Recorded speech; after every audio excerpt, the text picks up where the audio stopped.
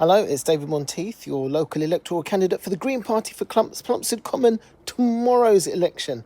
Let's talk HMOs, houses of multiple occupancies. Protests against them are all over the borough and the Plumstead Common ward. Now, first off, no one is anti-HMO. They serve a purpose and a good one. The problem comes with poor management and ineffective enforcement on those properties.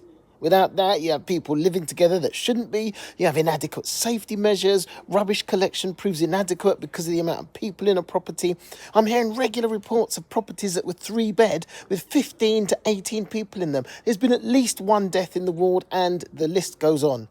It's worth noting that a large number of HMOs are actually unlicensed, and how the council allowed applications to be accepted without licensing is a source for concern.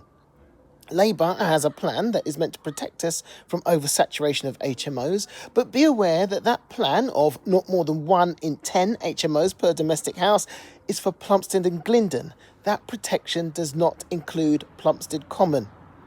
A landlord cannot convert a house that was originally less than 90 square metres into an HMO, and yet in Lewisham it's 130 square metres. The council are offering grants of up to $50,000 to landlords to convert their properties to HMOs. Well, the offer doesn't explicitly say HMOs, but read the offer and, well, if it walks like a duck and talks like a duck. Approaching the election, there's been a rush of promises from Labour around HMOs, including a meeting for the leader to meet the public. However, as my fellow candidate Stewart Christie pointed out, when you stood for selection in 22 for Plumstead Common, part of your platform was protection from HMOs and unsuitable developers. Yeah. Now, you didn't lodge any objections against any HMOs in 22. You didn't lodge any objections against any HMOs in 23. You didn't lodge any objections against HMOs in 24.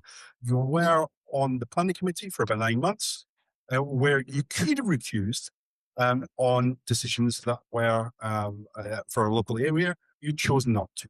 So, in fighting for us, I'm a little confused because the group that they are fighting are the group that allowed these things to happen, which is themselves.